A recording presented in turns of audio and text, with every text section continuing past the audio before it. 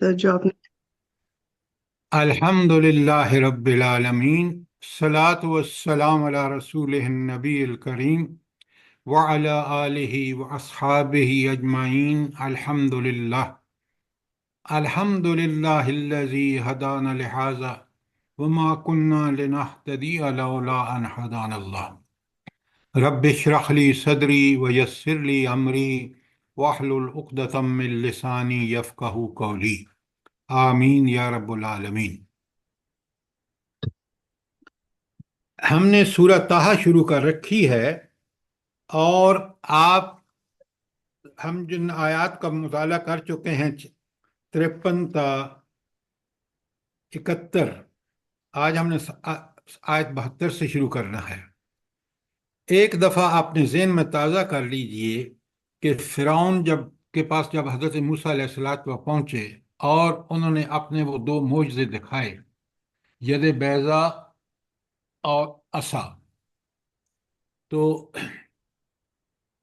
موسیٰ کیونکہ وہ اللہ تعالیٰ کا منکر تھا، اللہ تعالیٰ کی اس کو پتہ نہیں تھا کہ صفات کیا ہیں اس ہستی کی، کس قدر وہ دنیا کی ہر چیز کا کنٹرول اس نہ صرف پیدا کیا بلکہ کنٹرول بھی اسی کے پاس ہے۔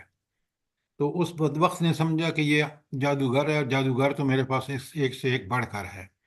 اس نے سب کو بلایا، جمع کیا، اور ایک خاص جشن کے دن ان کا مقابلہ کرا دیا۔ مقابلہ اس لیے کرایا کہ اس کو یقین تھا کہ یہ ہار جائیں گے، اور یہ روز روز کا جو انہوں نے مجھے تنگ کر رکھا ہے، یہ معاملہ ہمیشہ کے لیے ختم ہو جائے گا۔ لہٰذا اس نے جب مقابلہ کرایا تو اس نے دیکھا کہ وہ جو جادوگر ہیں، وہ ساری تیاریوں کے باوجود، اپنی ساری ماہرانہ جادوگر ہونے کے باوجود، کس بری طرح انہوں نے شکست کھائی حضرت موسیٰ علیہ السلام سے۔ اور حضرت موسیٰ علیہ السلام کا وہ ربانی معجزہ جو ڈنڈے کا تھا، اس نے ان کی وہ ساری رسیاں اور لاٹھیاں جو ہیں وہ اس کو نگل گیا۔ اب پوری دنیا دیکھ رہی ہے وہ منظر، کیونکہ اس نے یہ سارا تماشا اس لیے کیا کہ ساری دنیا کے سامنے حضرت موسیٰ علیہ السلام کو نعوذ باللہ وہ رسوا کرے گا، ہارنے کی شکل میں۔ لیکن رب نے اس کو رسوا کر دیا۔ جب رسوا کر دیا تو اس نے کیا حرکت کی؟ اس نے فوراً پیಂತرا بدلا اور الٹا ان کو جادوگروں کو جو ہے مجرم ٹھہرا دیا۔ جادوگروں نے ایک اور جلتی پہ تیل کا کام کیا۔ وہ کیا کیا بھلا انہوں نے؟ جلدی بتائیں۔ ایمان لے آئے سر، ہاں، سجدے میں گر گئے۔ سجدے میں گر گئے۔ یہ بات اس کو، اور پھر انہوں نے کہا کہ ہم تو ایمان لائے موسیٰ اور ہارون کے رب پر۔ ذرا غور فرمائیں، وہ رب العلیٰ بن رہا ہے اور اسی کے جادوگر جو ہار چکے ہیں، اب وہ ان پر الزام تراشی کرتا ہے، کہتا ہے تم ضرور اس کے شاگرد ہو، یہ تمہارا بڑا جادوگر ہے، تم نے اسی سے سیکھا ہے، اور یہ سارا کھیل اور ناٹک تم نے نعوذ باللہ اس لیے رچایا ہے۔ اور اس نے دھمکی دے دی کہ اب میں تمہارے دائیں ہاتھ اور پاؤں کاٹوں گا، اور پھر تمہیں سولی پہ چڑھاؤں گا، اور تمہیں اس کے کھجور کے درخت کے ساتھ جو ہے وہ سولی دوں گا تاکہ ساری دنیا دیکھے، اور تمہیں پتہ لگ جائے گا کہ کس کی سزا زبردست ہے اور کون باقی رہنے والا ہے۔ اب یہ ساری چیزیں اپنے ذہن میں رکھ لیجئے، کیونکہ وہی واقعہ چل رہا ہے۔ اب جب جادوگروں پر اس نے بڑا ناراضگی کا اظہار کیا، اور تاکہ عوام کو دھوکہ دے سکے، اب ذرا جادوگر کیا کہتے ہیں۔ آیت 72، کوئی اور سوال ہو جو آپ کا اس حوالے سے ہو تو آیت 72 میں پڑھ رہا ہوں آپ کے سامنے۔ بسم اللہ الرحمن الرحیم۔ قالوا لن نؤثرك على ما جاءنا من البينات والذي فطرنا۔ اللہ اکبر، اللہ اکبر۔ دیکھیں ایمان انسان کے اندر کیا تبدیلیاں لاتا ہے۔ آپ کو پتہ ہے جادوگر جب جادو کے چکر میں پڑا رہتا ہے تو وہ اللہ اس کو ہرگز پسند نہیں کرتے۔ کیوں؟ وہ اللہ کی قدرتوں اور طاقتوں میں دخل اندازی کرتا ہے۔ لیکن جب یہی جادوگر پکا سچا مسلمان لے آتے ہیں تو ذرا سنیں، ایک स्प्लिट ऑफ ए सेकंड, कितना जल्दी वो कहते हैं कालू लन नुसिरका अला मा जाअना मिनल बैयिनात वल्लजी, हाँ बैयिनात वल्लजी फतरना, वो हस्ती जिस कसम है उस हस्ती की जिसने हमें पैदा किया है, हम तुम्हारी रोशन निशानियां आने के बाद हम तुम्हें हरगिज तरजीह नहीं दे सकते। अब थोड़ा सा आपको सोचना होगा, कुरान इसी सोचने के बंदे को फिर वो चीज़ें अता फरमाता है। अब हुआ क्या होगा सुने, जब सारी फिरौन ने बदबख्ती से सारी दुनिया को जमा किया और उसने, तो ज़ाहिर है लोगों में गलगला तो मच गया होगा कि भाई ये जो जश्न के दिन जमा कर रहे हैं, तो उन्होंने मूसा अलैहिस्सलातु वस्सलाम के बारे में इब्तदाई मालूमात तो सब ने ले ली होंगी कि कौन है जिससे मुकाबला है क्या है। तो अब जादूगर भी पूरी तरह जो थे वो इन सारी खुसर पुसर से वाकिफ थे। अब उन्होंने अपनी आंखों के सामने देखा कि जादूगर तो हम हैं, और हमारे जादू को किस तरह इस असा के मोजज़े ने, जो रब्बानी मोजज़ा है, ये जादू और मोजज़े में फ़र्क है, तो उसने किस तरह, तो वो बिल्कुल उनको रोज़े रोशन की तरह आया हो गया कि मूसा अलैहिस्सलाम के बारे में जो इधर उधर की बातें हैं ना, वो बिल्कुल सच हैं, वो अल्लाह का नबी है। बिल्कुल उसी वजह से वो फौरन कहते हैं, जब वो उन्होंने देखा कि हमारे जादू किस तरह उस सामने नाकारा हो गए हैं, तो कहते हैं कालू लन नुसिरुका अला मा जाअना मिनल बैयिनात, हम तुम्हें हरगिज तरजीह नहीं दे सकते जबकि हमने ये खुली बैयिनात देखी हैं कि एक नबी का मोजज़ा किस तरह हमारी सारी जो माहिराना जादूगरी है उसको बिल्कुल उसने गलत साबित कर दिया, और पूरी दुनिया के सामने। वल्लजी फतराना, और वो हस्ती जिसने हमें पैदा किया है। अब ये ऐलान इंसान उसी वक्त कर सकता है जब ईमान उसके दिल में उतर जाए, जब उसका दिलो दिमाग मान ले कि ये कारनामा एक नबी का हो सकता है, और ये खुली निशानी जो है ये अल्लाह के नबी के पास ही हो सकती है, तो उसके बाद ये अल्फाज कहता है इंसान। कोई यहां तक जो मैंने आयत पढ़ी है, कोई सवाल आपका? आप जो उसने धमकी दी थी ना कि मैं तुम्हें दायां हाथ और बायां पांव या उल्टे वाली समत वाले काटवा कर तुम्हें सूली लगा पे चढ़ा दूंगा, और उसके खजूर के दरख्त के ऊपर लगा के ताकि लोग इबरत पकड़ें, क्या बात है। सुने, कहते हैं फख्ज़ मा अंतकास, तू जो कुछ करना चाहता है, चाहे करना चाहे कर ले। ये नहीं, ये तो जो बात तुम कह रहे हो ना, इसके अलावा भी जो कुछ कर सकते हो करो। इन्नमा तकदी हाजिहिल हयात दुनिया, तू ज्यादा से ज्यादा बस इसी दुनिया की जिंदगी का फैसला कर सकता है।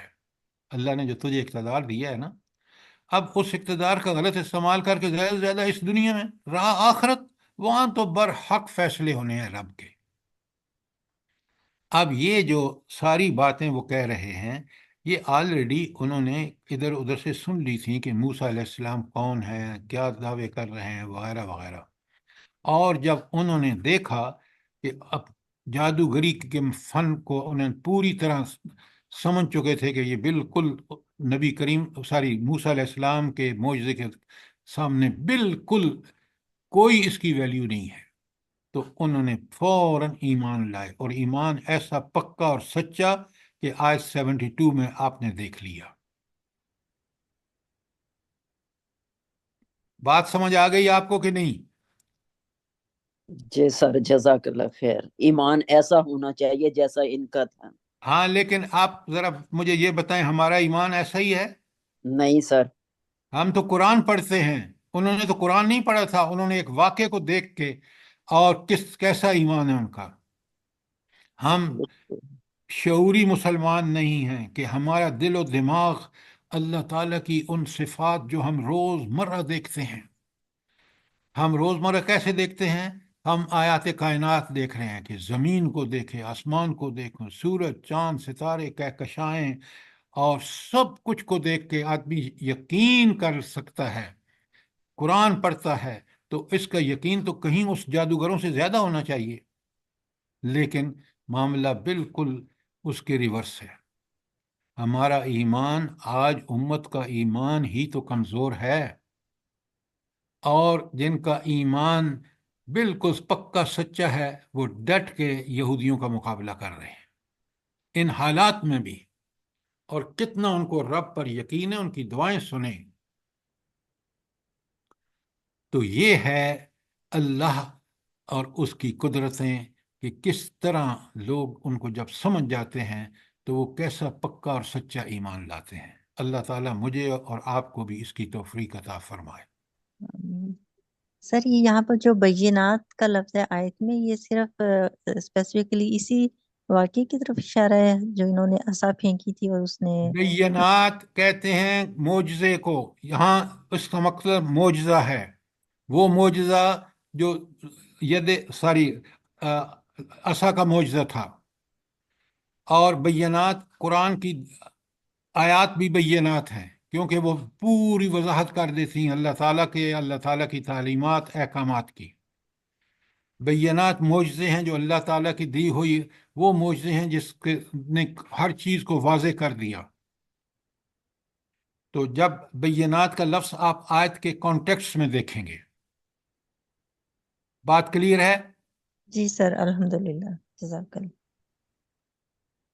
اچھا، اب ذرا جب ایسا پکا اور سچا ایمان ہوتا ہے نا، تو اس کے دل سے کیسی دعائیں نکلتی ہیں، اس لیے کہ اس کا دل پوری طرح متوجہ ہوتا ہے اس رب کی طرف جس رب کی صفات پر وہ ایمان لایا ہے۔ آپ ذرا دیکھیں کتنی کیسی پیاری دعا ہے۔ بسم اللہ الرحمن الرحیم، اننا آمنا بربنا، بے شک ہم ایمان لائے اپنے رب پر۔ اب رب کا لفظ جی اننا ہے، اننا نہیں ہے۔ انا آمنا بربنا، بے شک ہم اپنے رب پر ایمان لائے۔ اب یہ 3 الفاظ ہیں، آپ ثواب کے لیے پڑھیں گے اور اس پر غور نہیں کریں گے، ذرا غور کیجئے۔ جب وہ کہتے ہیں نا میں ایمان لایا، تو یقین والا ایمان ہے۔ اوپر والی آیت میں آپ سمجھ 72 میں دیکھیں کیسا ایمان ہے۔ اور وہ کہتے ہیں ربنا، ہم اپنے رب پر ایمان لائے۔ رب سے مراد وہ چاروں معنی ہیں، وہ ہستی جو مجھے خالق ہے اور مجھے پال پوس رہی ہے، میری ہر ضرورت پوری کر رہی ہے، وہ میرا آقا ہے، وہ میرا مالک ہے، وہ حاکم ہے۔ تو یہ کہتے ہیں ہم اس پر ایمان لائے۔ ذرا غور کریں، انا آمنا بربنا 3 الفاظ ہیں، اور کس قسم کے ایمان کا اظہار ہے۔ لیغفر لنا خطایانا، تاکہ ہم ایمان لائے، اور ایمان اس یقین کے ساتھ لائے کہ آپ ہماری ساری گناہوں تقصیروں کو معاف کر دیں گے، غلطیوں کو معاف کر دیں گے۔ اچھا، کیا ہم اسی طرح اللہ تعالیٰ سے دعائیں مانگتے ہیں؟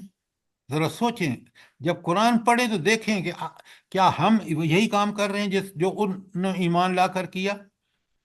اچھا، اگلا آیت کا ٹکڑا پڑھ رہا ہوں، بڑے غور سے سنیے۔ وما اکرہتنا علیہ من سحر، اور اس جادوگری سے بھی جس پر تو نے ہمیں مجبور کیا۔ اب وہ جادوگری کے گناہ کو سمجھ جاتے ہیں تو وہ کہتے ہیں کہ اللہ ہمیں اس گناہ کے، جادوگری کے گناہ کو بھی معاف کر دے جس پر اس فرعون نے ہمیں مجبور کیا کہ ہم اس کا مقابلہ کریں۔ دیکھیں اس لفظ کو اکرہتنا، کہ اس نے ہمیں مجبور کیا، اس نے ہمیں ہرکارے بھیجے، اس نے کہا کہ آؤ مقابلہ کرو۔ تو آپ ذرا غور فرمائیں کہ اب وہ یہاں بات عیاں ہو رہی ہے کہ یہ تو گئے تھے، اور لالچ بھی ان میں تھا، کیونکہ کافر تھے نا اس سے پہلے، کہ اسے کہتے ہیں تو انعام کیا دے گا، لیکن جب دیکھا ہے تو فوراً کہتے ہیں کہ یہ گناہ ہم نے اپنے آپ سے نہیں کیا، بلکہ فرعون نے ہمیں بلایا ہے اور ہمیں کہا کہ تم اس کا مقابلہ کرو اور میں تمہیں یہ انعام دوں گا۔ آپ نے دیکھا کہ کس قدر بات کھول کے کر رہے ہیں، دعائیں مانگ رہے ہیں اللہ سے، اور اپنے اس جرم کی معافی چاہ رہے ہیں۔ اور کیا کہتے ہیں؟ اگلی بات سنیں، واللہ خیر و ابقا، اللہ ہی بہترین ہستی ہے اور وہی باقی رہنے والا ہے۔ فرعون سب مٹ جائیں گے۔ اب یہاں اگر قرآن کا آپ شعور سے مطالعہ کریں نا، یہ آیت ہے 73، وہاں کیا کہا گیا ہے؟ واللہ خیر و ابقا۔ ذرا آپ قرآن ہی میں دیکھیں آیت 71 کو، آخر میں کیا ہے؟ جلدی بتائیں۔ عذاب عذاب و ابقا، اب کا عذاب عذاب و اب ابقا۔ اب یہ فرعون کے الفاظ ہیں، آپ پھر الفاظ کو پہ غور نہیں کر رہے۔ پھر وہ کہتا ہے، فرعون کہتا ہے ان جادوگروں، وَلَتَعْلَمُنَّ، اور تم ضرور جان لو گے، اینا اشد عذابا و ابقا، کہ ہم میں سے کون سب سے زیادہ عذاب دینے والا اور اس کا عذاب باقی رہنے والا ہے۔ یہ فرعون اپنے بارے میں کہہ رہا ہے، ذرا غور سے دیکھیں۔ اور 73 میں وہ اسے کہتے ہیں واللہ خیر و ابقا، اللہ سب سے بہترین اور وہی باقی رہنے والا ہے۔ دونوں کو کمپیئر کریں، کافر کیا کہتا ہے اور وہی مومن جب ہو جاتا ہے تو وہ مومن کیا کہتا ہے، فرق دیکھیں۔ فرعون سمجھتا ہے کہ وہ اس کو جو قدرت اور طاقت اللہ نے دی ہے آزمائش کے لیے، اور وہ سمجھ بیٹھا ہے کہ بس میں ہی سب سے بڑا طاقتور ہوں، نعوذ باللہ، اللہ سے بھی بڑھ کر ہوں۔ دونوں میں فرق سمجھیں۔ یہ ایمان اس وقت مضبوط ہوگا جب ہم چیزوں کو پوری طرح سمجھیں گے۔ فرعون کیا کہتا ہے اور یہ جادوگر مومن کیا کہتے ہیں؟ واللہ خیر و ابقا، اللہ ہی سب سے بہترین ہے۔ کیوں اللہ سب سے بہترین ہے؟ جلدی بتائیں۔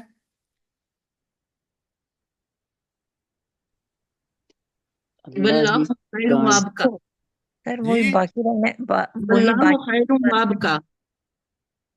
تو کیوں خالق مالک تمام طاقتوں کا مالک ہے سر۔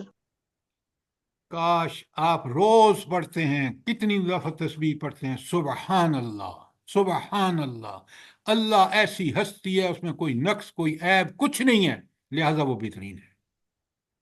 اپنے دماغ پر آپ کو یہ، مجھے اور آپ کو یہ چیزیں جو روز پڑھتے ہیں ان کو سمجھ کر پڑھیں۔ بہترین اس لیے کہ وہ ایک ہستی ہے کائنات میں جس میں کوئی کمزوری نہیں، کوئی خامی نہیں، اس لیے وہ بہترین ہے۔ کوئی سوال آیت 72 اور 73 کے بارے میں؟ بہت اہم ہے۔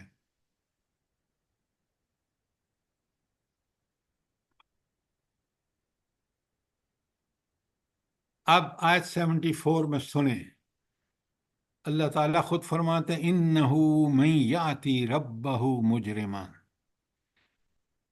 بے شک جو شخص مجرم بن کر اپنے رب کے حضور حاضر ہوگا،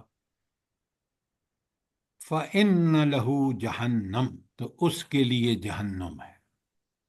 مجرم کون ہے؟ مجرم وہ شخص ہے جو اللہ تعالیٰ کے احکامات کو مانتا نہیں اور ان پر عمل نہیں کرتا، جو اللہ اور اس کے رسول کی اطاعت نہیں کرتا، وہ مجرم ہے۔ اچھا،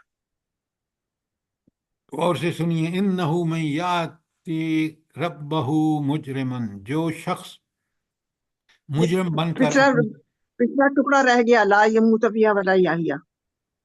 اب تھوڑا سا صبر تو کرے، میں ابھی وہاں تو پہنچا ہی نہیں ہوں،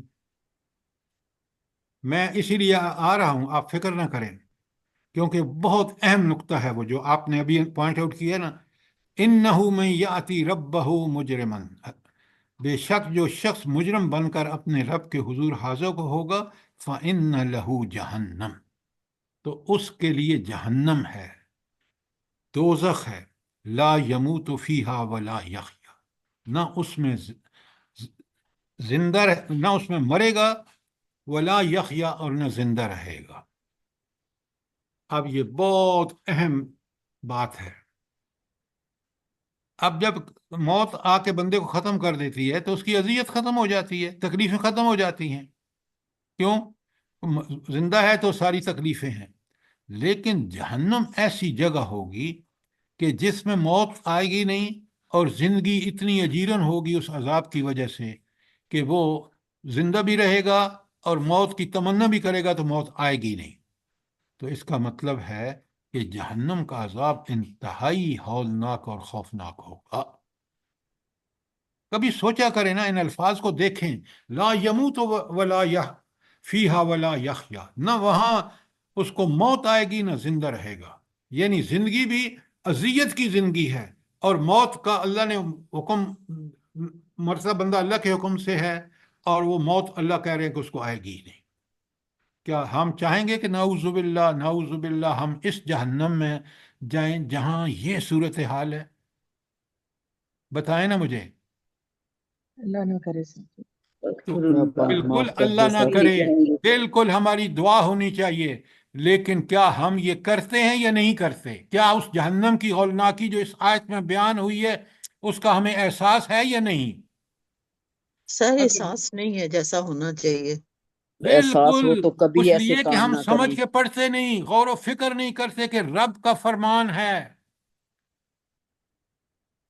یہ 4 پیسے کی کتاب جو ہم لے کے اس کو چاٹتے ہیں، پڑھ کے پڑھتے ہیں، لیکن رب کے احکامات جو حق ہے، جو برحق ہے، اس کو سمجھ کے پڑھتے نہیں ہیں۔ نتیجہ یہ ہے کہ ہمارے اندر وہ تبدیلیاں نہیں آتی جو تبدیلیاں صحابہ اور صحابیات میں آئی تھیں۔ سوچیں ذرا، اپنے اس رویے کو ہم درست کر لیں۔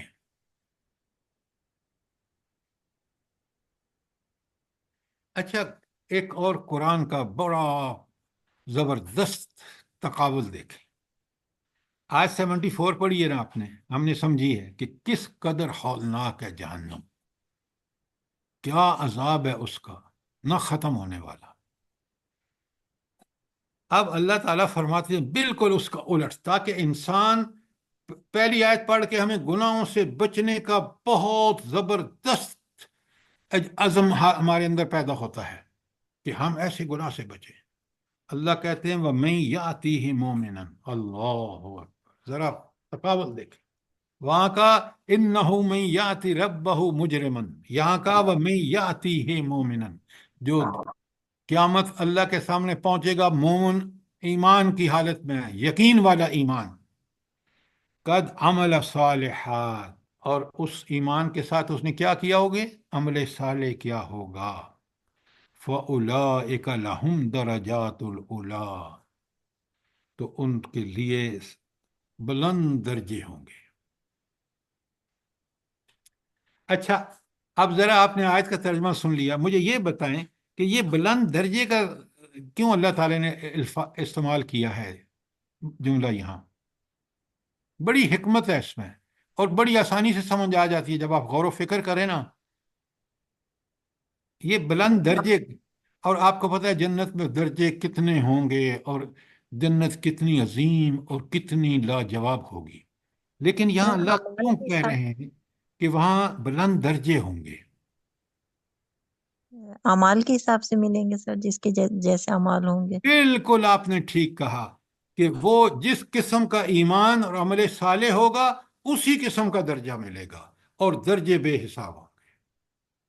اب میں پڑھوں سمجھ کے تو مجھے پتہ چلے نا کہ اوپر اللہ نے 74 میں کہا کہ جہنم لا یموت فیہا ولا یحیا، اور جنت ایمان اور عمل صالح کے حساب سے اس کو فَأُولَٰئِكَ لَهُمْ دَرَجَاتُ الْأُولَىٰ، ان کے لیے بڑے بلند درجے ہوں گے، اور وہ درجے ملیں گے کس کی وجہ سے؟ ایمان اور عمل صالح کی وجہ سے۔ اچھا، اس آیت میں ایک اور آیت 75 جو میں نے ابھی آپ کے سامنے پڑھی ہے، اس میں ایک بڑا نقطہ ہے۔ وہ نقطہ کیا ہے بھلا؟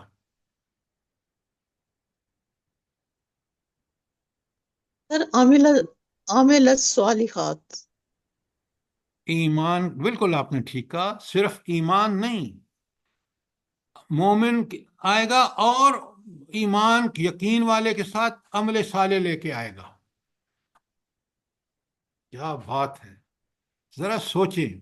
آپ مجھے بتائیں، ایک درخت اس کی بڑی تنا مضبوط ہو، شاخیں مضبوط ہوں، اس پہ کوئی پھل نہ لگتا ہو، ٹنڈ منڈ ہو، کیا اس درخت کو آپ درخت کہیں گے؟ بتائیں۔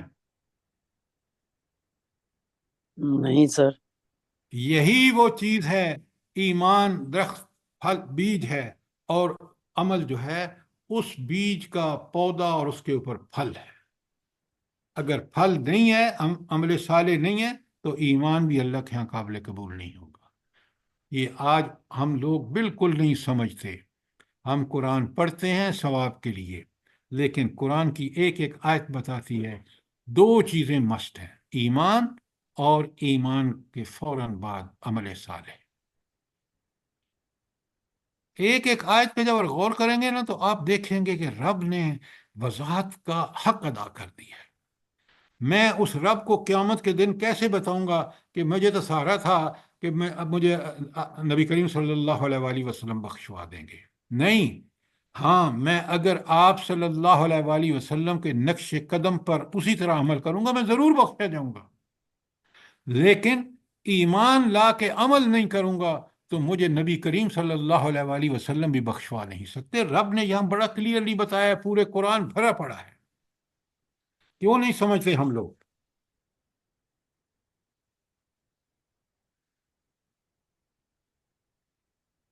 تو ایمان اللہ کے ہاں نوٹ کر لیجئے وہ قابل قبول ہوگا جس کے ساتھ اعمال صالح ہوں گے۔ اب اعمال صالح جو ہے بڑی اچھی طرح سمجھیے، حقوق اللہ اور حقوق العباد کی ادائیگی عمل صالح ہے، اور حقوق العباد میں آپ کے سب سے پہلے ماں باپ، بیوی، بچوں، رشتہ داروں، پھر قریبی رشتہ داروں، پھر سارے غرباء، مسکین، قرآن میں جگہ جگہ آیا ہے۔ تو اب اگر آپ نے ان کے ساتھ حسن سلوک نہیں کیا، ان کے حقوق ادا نہیں کیے، تو اللہ تعالیٰ فرماتے ہیں کہ میں تمہارے وہ حقوق ہرگز معاف نہیں کروں گا جو آپ نے حقوق چھوڑے ہیں حقوق العباد میں۔ اچھا، وہاں تو دیکھیں نا، آیت 74 میں کہہ دیا کہ بھائی جہنم میں جائے گا، اور جہنم کی کوئی بہت تفصیل نہیں ہے، جہنم دوسری جگہ آپ کو تفصیل مل جاتی ہے، لیکن آیت 75 کے بعد اس جس جنت کے درجے ہیں نا، اللہ تعالیٰ فرماتے ہیں جنات و عدن، یہ باغات کیسے ہیں؟ عدن، ہمیشہ کے، کہاں کوئی خزاں نام کی چیز نہیں ہے، بہار ہی بہار، ایک سے ایک بڑھ کر، اور کیوں ہرے بھرے ہیں؟ تجری من تحتها الانہار، ان کے نیچے سے نہریں بہتی ہیں، جو پانی اس کے لیے چاہیے، جو موسم اس کے لیے چاہیے، وہ جنت کا موسم موسٹ سوٹیبل ہے۔ اچھا، یہ جو جنات عدن شروع میں کہا اور آخر میں کہا خالدین فیہا، وہ اس میں ہمیشہ رہیں گے، یہ کیوں کہا اللہ تعالیٰ نے؟ جلدی بتائیں۔ سر وہ ہمیشہ کی زندگی ہے، اس کا خاتمہ ہونا ہی نہیں ہے۔ خدا کے بندی، یہ ڈاکٹر صاحبہ کیوں نہیں کہتے دنیا عارضی ہے؟ جس ہاں، کے موت پیچھے تم ریچھے ہوئے ہو، جس کے اوپر تم فدا ہوتے جا رہے ہو، اس آخرت کو بھولے ہو رہے ہو، وہ جنت آخرت میں جو ملے گی وہ دائمی ہے، یہ دنیا عارضی ہے۔ یہ ان سے سب فوراً میرا خیال دنیا پر جاتا ہے۔ بھائی جنت تو بتا رہا ہے اللہ، لیکن اللہ اس تقابل کے لیے بتا رہا ہے کہ دیکھو جس دنیا پہ تم نے سب کچھ اپنی آخرت برباد کر لی ہے، وہ دنیا عارضی ہے، وہاں بہار بھی ہے، خزاں بھی ہے، خوشیوں کے ساتھ تکلیفیں اور مصیبتیں بھی ہیں، لیکن جنت ان تمام چیزوں سے پاک۔ اس لیے ہم قرآن جب سمجھ کے پڑھیں گے نا تو ایک ایک آیت ہمیں ہمارے ایمان کو نہ صرف تر و تازہ کرے گی بلکہ اس میں اضافہ کرے گی۔ آپ مجھے پوری دیانتداری سے بتائیے، یہ آیتیں پڑھ کے آپ کے اور میرے ایمان میں اضافہ ہو رہا ہے نہیں ہو رہا؟ جی سر، بالکل۔ جی جی ماشاء سر، اللہ۔ اللہ پاک آپ کو جزائے خیر دے۔ اچھا، اب اگلی ایک ایک ٹکڑے پہ غور کریں، رب کے کلام پہ قربان جائیے۔ یہ تو کہا نا کہ جنت ہمیشہ کی ہے وہ باغات، اور تم ہمیشہ رہو گے۔ یہ دنیا جس کے اوپر تم نے سب کچھ اپنا دو پہ لگا دیا، یہ بڑی عارضی ہے۔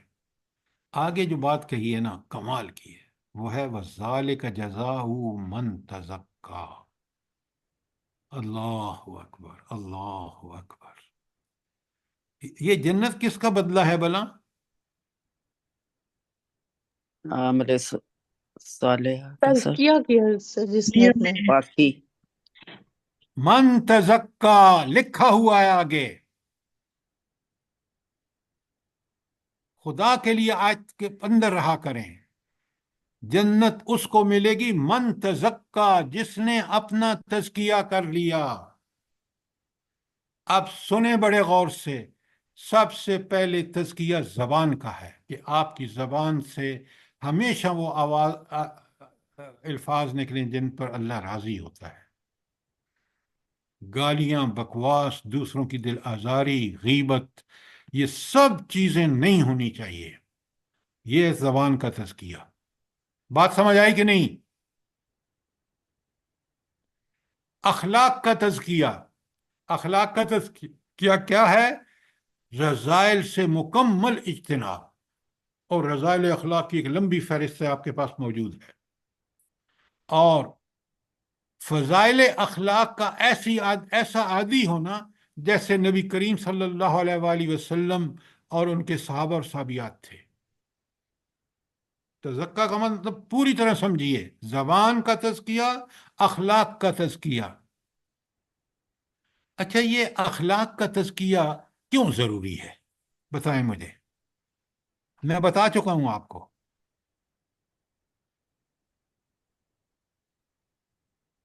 معاشرے کے امن کے لیے۔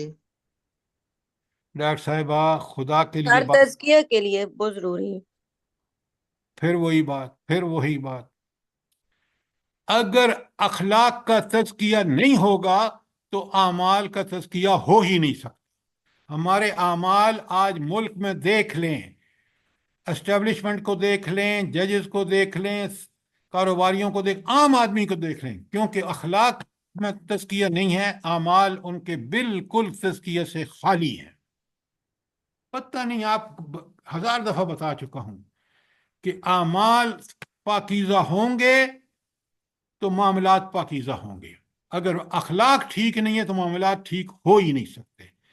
نعوذ باللہ، اگر میں جھوٹا ہوں تو میں اپنے جھوٹ کو جاری اور ساری رکھوں گا اور میرے معاملات کبھی ٹھیک نہیں ہوں گے۔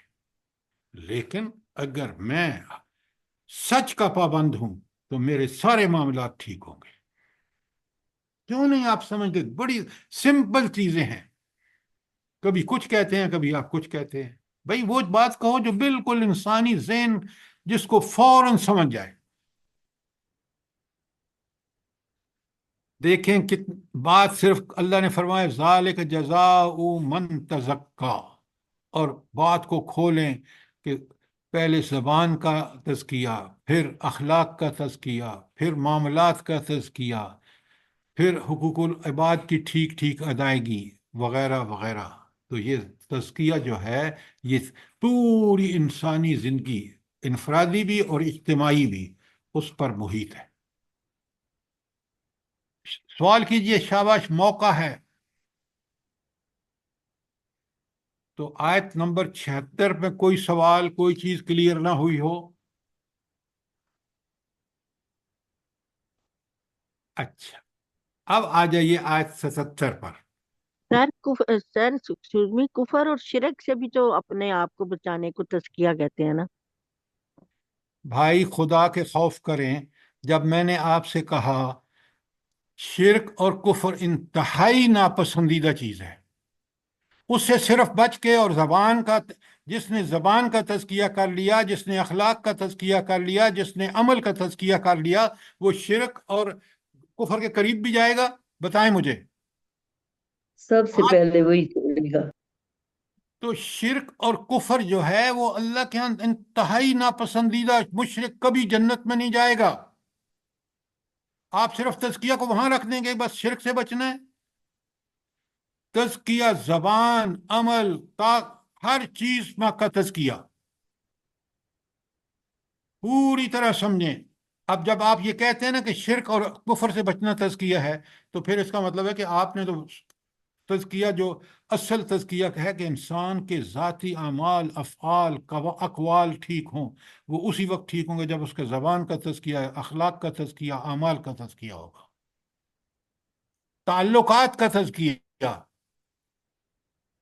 اب بات سمجھ آئی یا نہیں آئی؟ جی سر، جزاک اللہ سر۔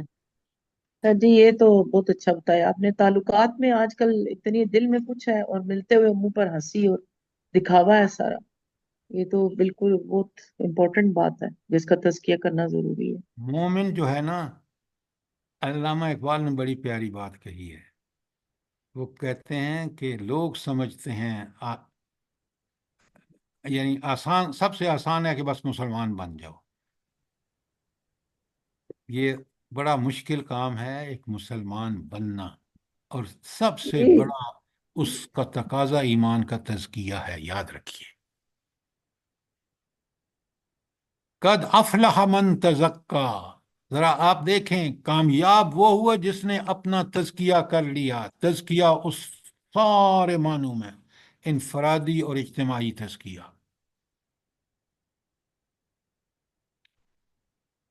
اگر کوئی سوال نہیں ہے تو ہم چلتے ہیں آگے آیت 77 میں۔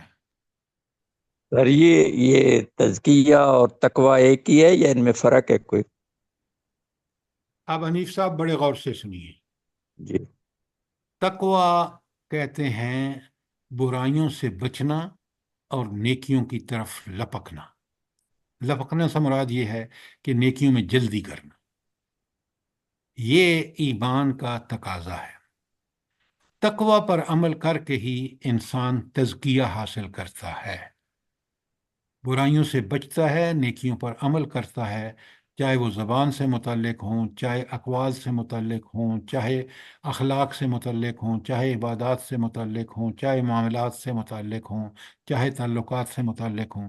جب ان سے بچتا ہے برائیوں سے اور اللہ کے احکامات کی پابندی کرتا ہے تو وہ تزکیہ کر رہا ہوتا ہے، اور اسی تزکیہ کرنے میں اس کو ساری یہ تقوی ہے اس کا، اور اس تقوی کی پریکٹس میں وہ تزکیہ اس کا ہوتا چلا جاتا ہے، اور جب اس سٹیج پر پہنچ جاتا ہے کہ وہ اللہ کے احکامات پر مکمل برائیوں سے بچتا ہے، نیکیاں کرتا ہے، تو وہ نفس مطمئنہ، وہ ایسا نفس جس کا تزکیہ ہو چکا ہوتا ہے۔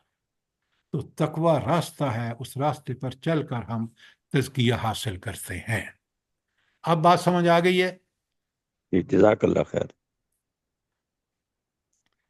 اچھا، اب آیت 77 میں جب تک آپ پیچھے وہ یاد نہیں کریں گے نا کہ اللہ تعالیٰ نے کہا کہ موسیٰ تم دیکھتے نہیں ہو، ہم نے تم پر ایک دفعہ تھوڑا احسان کیا ہے، ہم نے تو بچپن سے تمہارے اوپر احسان کرتے چلے آ رہے ہیں، اور یہ اللہ تعالیٰ کا ہر انسان سے معاملہ ہے، یاد رکھیں۔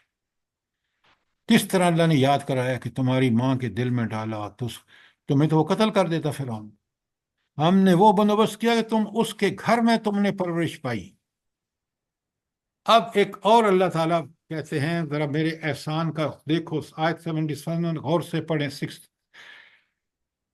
اللہ تعالیٰ فرماتے ہیں وَلَقَدْ أَوْحَيْنَا إِلَىٰ مُوسَىٰ، اور ہم نے موسیٰ کی طرف وحی کی، ان اسر بعبادی، کہ میرے بندوں کو رات کو لے کر نکل، فَاضْرِبْ لَهُمْ طَرِيقًا فِي الْبَحْرِ يَعْبَسًا، اور ان کے لیے سمندر میں ایک سوکھی سڑک بنا دے، سوکھا راستہ بنا دے۔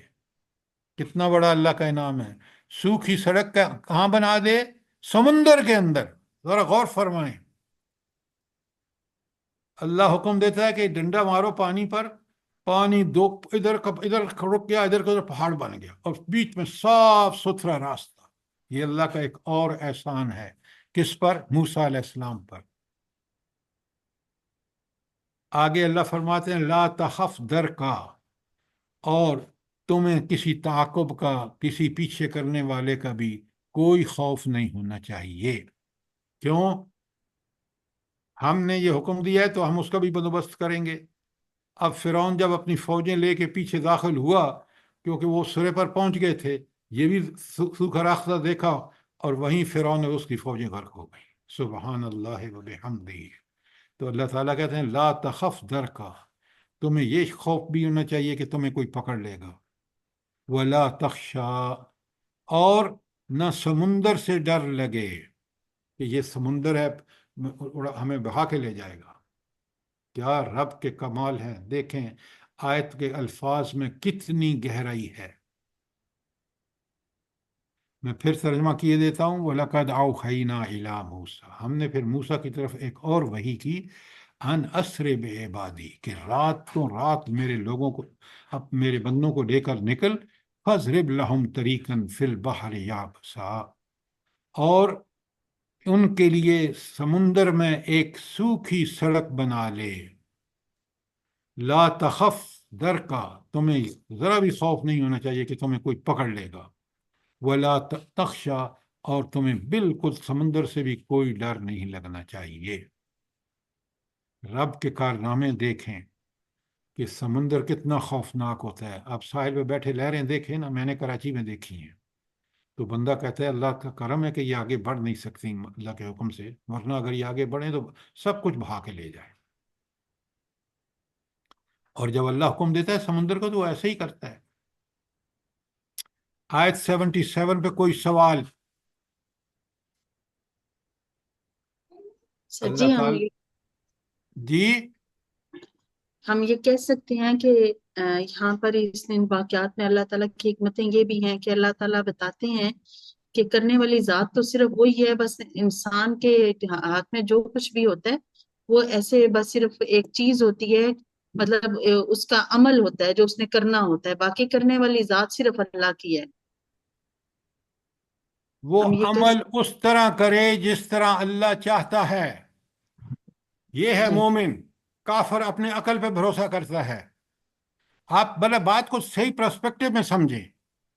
جی مومن عمل کون سا کرتا ہے؟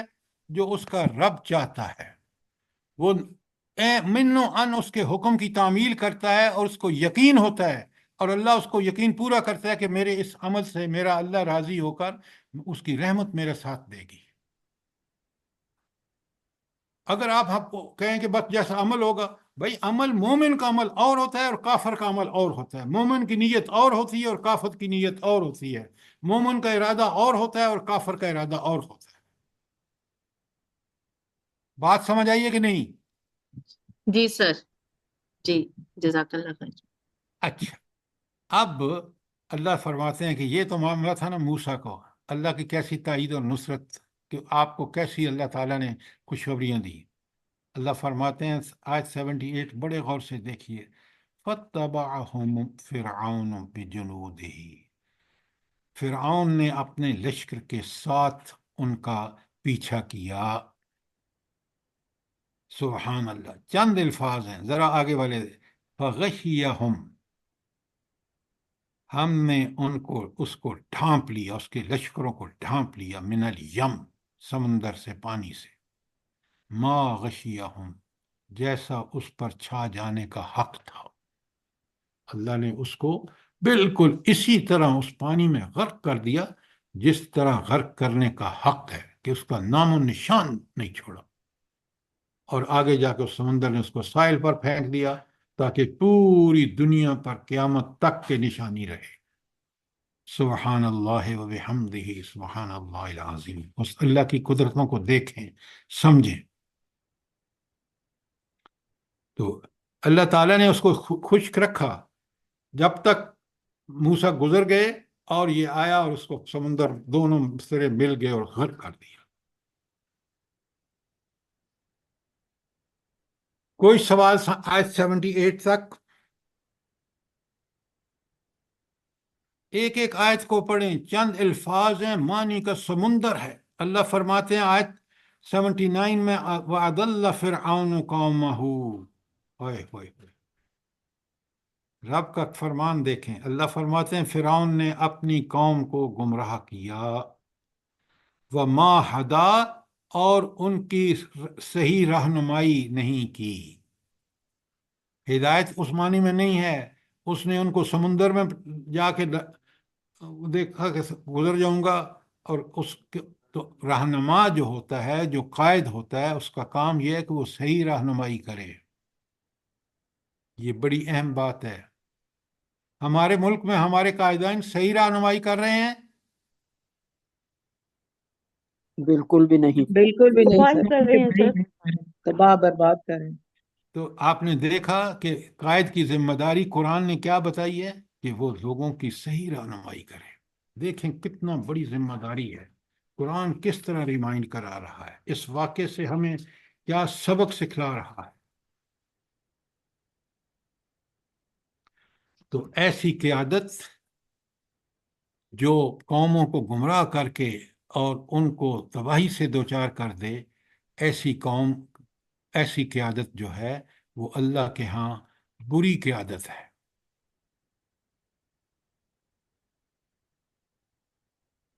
سر اتنا حوصلہ ہو گیا تھا کہ اس کی عادت نے قرآن پاک حفظ کیا ہوا ہے۔ بات سنیں، قرآن اس چیز کو بیان کرتا ہے کہ بنی اسرائیل کی مثال اللہ تعالیٰ دیتے ہیں، وہ گدھا ہے جس پر کتابیں لدی ہوئی ہیں، اس کو یہ بھی نہیں پتا کہ ان کتابوں کے اندر، اس قرآن کے اندر کیا رہنمائیاں ہیں۔ عرب کے بدو اٹھے، اس قرآن پر عمل کرنے کی وجہ سے دنیا کے امام بن گئے، آج بھی وہ ستاروں کی طرح چمک رہے ہیں۔ اور آج ہم ہیں کہ اسی قرآن کو ہمارے پاس اسی کامہ فل اسٹاک کے ساتھ، اسی حفاظت کے ساتھ وہ ہدایت موجود، اور ہم کس قدر بدبختی کا شکار ہیں۔ 1000 دفعہ سوچیں اور اس قرآن کو پکڑ لیں۔ وَاعْتَصِمُوا بِحَبْلِ اللَّهِ جَمِيعًا، سارے مل کے اس قرآن کو مضبوطی سے پکڑو، یعنی اسی کو اپنا رہنما بناؤ۔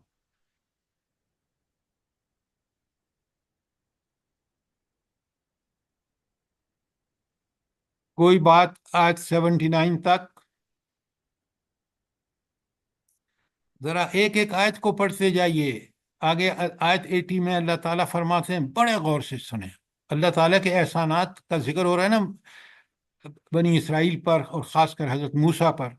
تو اللہ تعالیٰ فرماتے ہیں یا بنی اسرائیل، ڈائریکٹ خطاب ہے کس کو؟ اے بنی اسرائیل، قد انجیناکم من عدوکم، ہم نے تمہیں تمہارے دشمن سے نجات دی۔ کوئی طاقت نہیں تھی بنی اسرائیل کے پاس، اللہ نے موسیٰ علیہ السلام کو بھیج کر، اللہ نے اس دشمن کو جو ان کے بچوں کو قتل کر دیتا تھا، ذرا غور کیجئے، ان کی بچیوں کو گھروں میں کام کرنے کے لیے زندہ چھوڑا جاتا تھا، اس سے بڑی کوئی ذلت ہو سکتی ہے؟ اللہ کہتا ہے میں نے تمہیں اس دشمن سے نجات دی۔ یہ کس کا کمال ہے؟ یہ رب العالمین کا کمال ہے۔ اور پھر فرمایا آگے، بڑے ایک ایک آیت کو پوری طرح سمجھ کیا کریں۔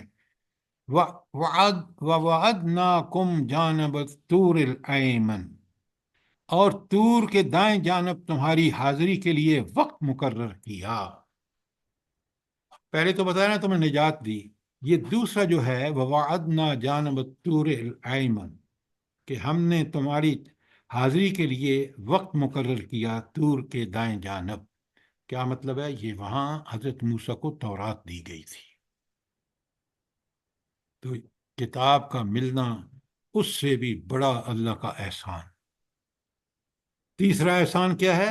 وَنَزَّلْنَا عَلَيْكُمُ الْمَنَّ وَالسَّلْوَىٰ، اور پھر جب تم پہنچے نا اس میں صحرا میں، تو وہاں تمہیں من و سلوہ جیسی غذا کا اہتمام فرمایا۔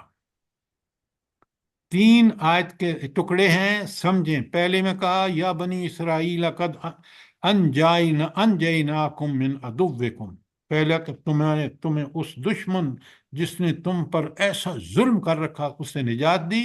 نمبر 2 ووعدناکم جانب الطور الایمن، تمہیں دائیں جانب بلایا طور کے پہاڑ کے لیے تاکہ تمہیں کتاب دی جائے جس میں پوری زندگی کی رہنمائی ہے۔ اور تیسرا، جب تم اس صحرا میں سفر کر رہے تھے جہاں کھانے پینے کا کچھ نہیں تھا، وَنَزَّلْنَا عَلَيْكُمُ الْمَنَّ وَالسَّلْوَىٰ۔ اب آپ اس کو ثواب کے لیے پڑھیں گے یا اس کے اندر جو مضمون ہے اس پر غور کریں گے کہ رب کے کرم کیسے ہوتے ہیں؟ تو پہلی عظیم ذمہ داری یاد دلائی کہ ذرا دیکھو میں نے تم پر کتنے احسان کیے ہیں۔ دوسرے نمبر پر بتایا کہ تم کفر اور سرکشی ہرگز نہ کرنا۔ تو یہ وہ چیزیں ہیں جو قرآن نے کلیئرلی بتائیں، اور ہمیں بھی اس میں وہ رہنمائی ہے کہ جب اللہ چاہتا ہے تو اللہ کیا کر سکتا ہے، اور اللہ جن ذمہ داریاں اس نے دی ہیں اس کو پورا کرنا بنی اسرائیل نے نہیں کی، تو پھر بعد میں دیکھ لیں کیا عذاب آئے ان پر۔ اور آج ہم وہی کچھ کر رہے ہیں جو بنی اسرائیل نے کیا۔ کوئی سوال، کوئی چیز کلیئر نہ ہوئی ہو؟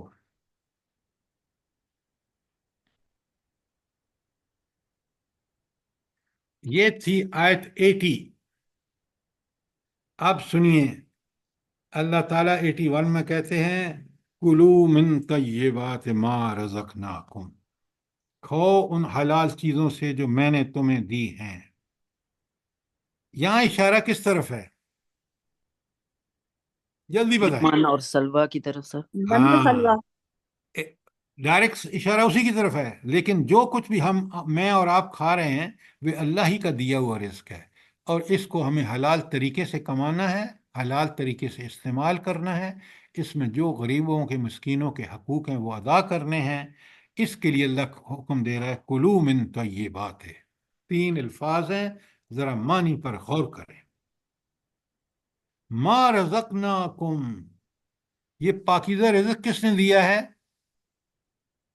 اللہ تعالیٰ نے۔ اللہ پاک۔ ما رزقناکم، جو ہم نے تمہیں دیا ہے، یہ کوئی ہمارا اپنا کمال نہیں ہے، یہ اس رب کا کہ کرم اور اس کے فضل ہیں کہ اس نے ہمیں یہ پاکیزہ رزق دیا۔ اس رزق کو پاکیزہ بنانا ہمارا کام ہے کہ ہم اس کو، یہ پاکیزہ جب ہوگا جب اس میں سے آپ انفاق اور زکوٰۃ نکالیں گے، جب آپ اس میں اپنے عزیز اور رشتہ داروں کے حقوق پورے کریں گے غربا کے۔ اور سر وہ حرام چیزیں بھی نہیں کھانی ہے جو اللہ تعالیٰ نے منع فرمائی ہیں سورۃ بقرہ میں آیت نمبر 172 اور 73 میں۔ تو جب اللہ کہہ رہا ہے کہ پاکیزہ چیزیں کھاؤ تو اس کا مطلب بالکل صاف واضح ہے کہ آپ نے کوئی ناپاک چیز نہیں کھانی، وہ تو اللہ نے منع فرمایا ہے۔ ایمان یہی ہے کہ جس سے منع کیا ہے رک جائے، جس کا حکم دیا ہے وہ کرے۔ آگے پہلے بتایا کہ پاکیزہ رزق کھاؤ۔ اچھا یہ پہلے کیوں آیا ہے؟ آگے پھر دیکھیں نا، اللہ تعالیٰ وَلَا تَطْغَوْا فِيهِ، اور سرکشی ہرگز نہ کرو۔ کیوں؟ جب سرکشی کرو گے فَيَحِلُّ عَلَيْكُمْ غَضَبِي، تو پھر میرا غضب تم پر ٹوٹ پڑے گا۔ اچھا یہ پہلے حکم کیوں دیا کہ پاکیزہ چیزوں میں سے کھاؤ جو ہم نے رزق کے طور پر تمہیں دی ہیں؟ کیوں اللہ تعالیٰ نے کیوں یہ پہلے ارشاد فرمایا ہے؟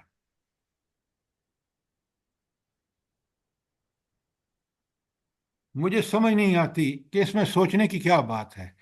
اگر پاکیزہ رزق نہیں کھائیں گے تو آپ کا ہر عمل پاکیزہ نہیں ہوگا۔ نیک عمل کرنے سے پہلے آپ کو پاکیزہ رزق کھانا چاہیے، پہلی شرط ہے، تاکہ آپ جو بھی عمل نیک کریں وہ قبول اس وقت ہوگی جب آپ نے پاک رزق کھایا ہوگا۔ یہ پہلی شرط ہے، اسی لیے اللہ نے پہلی دفعہ، آپ پتہ نہیں کیوں سوچ میں پڑ جاتے ہیں۔ کھایا ہو سر تو کوئی عبادت بھی قبول نہیں ہوتی۔ وہ ہو تو یہ آپ نے پہلے مجھے کیوں نہیں بتایا کہ اس حکم پہلا اس لیے کہ ہر عمل قبول اس وقت ہوگا، نمبر 1 پہلے رزق پاکیزہ رزق کھایا ہوگا، نمبر 2 وہ عمل اللہ کے حکم اور رسول اللہ کے طریقے پر ہوگا۔ یہ باتیں بڑی کلیئرلی سمجھیں۔ ہم نماز، روزہ، حج، زکوٰۃ کر کے اور پاکیزہ رزق ہوتا نہیں، ان میں سے کوئی عمل اللہ کے ہاں قبول نہیں ہوگا۔ اگر وہ رشوت کا پیسہ ہے، وہ حرام کا پیسہ ہے، کسی کا حق مارا ہے، سمجھیں بات کو۔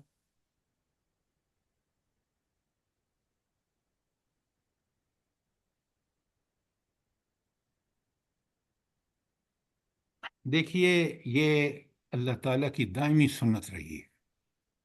یہ جو بقرہ کی پوری سورہ بقرہ جو پہلا نصف ہے نا، بنی اسرائیل کے پر انعامات اور اس کے جرائم کا پورا ذکر ہے، میں لکھوا چکا ہوں آپ کو۔ اور وہاں اللہ تعالیٰ نے فرمایا ہے کہ اوفو بعہدی، تم میرے جو عہد تم سے میرا ہے نا اس کو پورا کرو، اوف بعہدکم، میں جو تمہارا عہد ہے وہ میں پورا کروں گا، وَإِيَّايَ فَارْحَبُونَ، اور مجھ سے ڈرتے رہو، میری نافرمانی سے بچو، ڈرو۔ تو اللہ کی دائمی سنت ہے حلال رزق اور عمل صالح۔ عمل صالح کون سا ہے؟ جو دیکھیں، برائی سے بچنا بھی عمل صالح ہے، نیکی کرنا بھی عمل صالح ہے۔ تو ایمان کی حالت میں عمل صالح کرو گے اور اس سے پہلے تمہارا کھانا پینا حلال ہوگا، پھر عمل قبول ہوگا۔ اچھا، یہ تھی آیت 80 اور 81 میں آئیں تو اللہ تعالیٰ فرماتے ہیں کلو من طیبات ما رزقناکم، کھاؤ ان حلال چیزوں میں سے جو میں نے تمہیں دی ہیں، ولا تطغوا فیہ، اور ان اللہ کے احکامات کی سرکشی نہ کرو، کیوں؟ فیحل، لہذا یعنی پھر اس کا نتیجہ کیا ہوگا؟ پھر تمہارے اوپر ٹوٹ پڑے گا علیکم غضبی، میرا غضب ٹوٹ پڑے گا۔ اور اللہ تعالیٰ فرماتے ہیں وَمَن يُحِلُّ عَلَيْهِ غَضَبِي، جس کسی پر میرا غضب ٹوٹا فقد ہوا، وہ تباہ و برباد ہو گیا، اس کو کوئی بچا نہیں سکتا۔ آپ دیکھ رہے ہیں کہ ایک ایک آیت میں کس قدر اللہ تعالیٰ کی ہدایت کا سامان ہے۔ اللہ تعالیٰ مجھے بھی اور آپ کو توبہ استغفار، تاکہ ہمارے سابقہ گناہ معاف ہو جائیں، اور آمین، آئندہ اللہ تعالیٰ ہمیں حق پر چلنے کی توفیق عطا فرمائے۔ آمین ثم آمین۔ آگے توبہ کی آیت آ رہی ہے، میں نے آج ابھی بھیج رہا ہوں آپ کو، جس طرح کل آپ کو ملی ہے نا آیات، ملی ہے نہیں ملی؟ عجائب، جی سر۔ آج میں آپ کو بھیج رہا ہوں توبہ کے بارے میں آیات قرآن کی، ذرا ان کو پڑھ کے آئیں تاکہ آپ آیت 82 سے کل یہ ساری آیات بھیج دیں جو اس کے نیچے نا، یہ دروس والوں کو بھیج دیں انشاءاللہ سر۔ یہاں تک، اور بلکہ اوپر لکھ دیں کہ آیت 82 سے متعلق توبہ کیا ہے۔ تو انشاءاللہ یہ آیات ابھی آپ کو مل جاتی ہیں، آپ ان کو پڑھیں۔ توبہ استغفار وہ عمل ہے کہ جو حضور نبی کریم صلی اللہ علیہ وآلہ وسلم جیسی ہستی، پکی بات ہے، آپ کو توبہ کی آیات مل چکی ہیں؟ سر ابھی تک دیکھا نہیں ہے، ابھی پتہ چل جائے گا جب میں ختم نے کرے۔ کل بھیجی ہیں۔ ہاں، آپ کو دیکھنے میں اتنی دقت دیر لگتی ہے، میں آپ کی جگہ ہوں نا تو مجھے فوراً پہلے ان کو دیکھا کروں، کیونکہ سر کہیں جی مل چکی ہے، جی مل چکی ہے سر جی۔ آپ مہربانی کر کے ان کو پڑھ کے آئیں، کل کی آپ کو پہنچی ہوئی ہیں اور آپ نے دیکھی نہیں ہے۔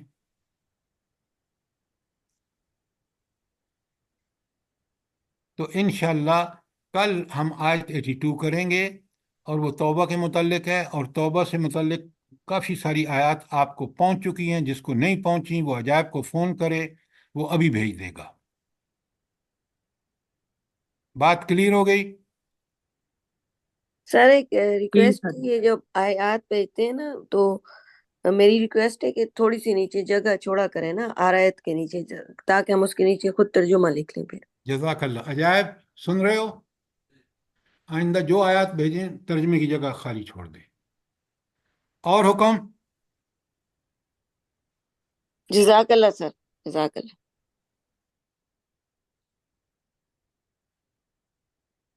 تو آئندہ سے انشاءاللہ عجائب کو میں نے انسٹرکشن دے دی ہے کہ جو آیات آپ کو بھیجیں تاکہ آپ اس کے نیچے ترجمہ لکھ لیں، اور اس سے آپ کو یہ فائدہ ہوگا کہ آپ کے پاس ریکارڈ ہو جائے گا۔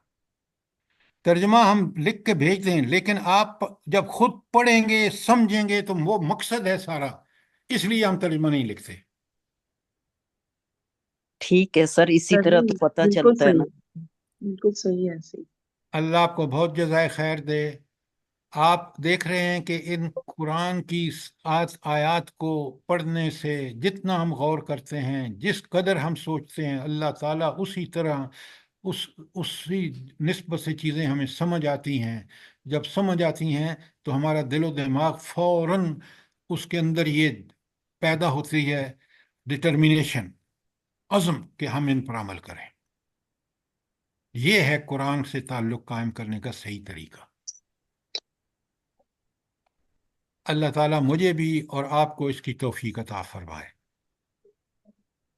آمین ثم آمین، ہم لوگوں کے اولادوں کو بھی اور تمام دنیا کے مسلمانوں کو۔ ربنا تقبل منا انك انت السميع العليم وتب علينا انك انت التواب الرحيم۔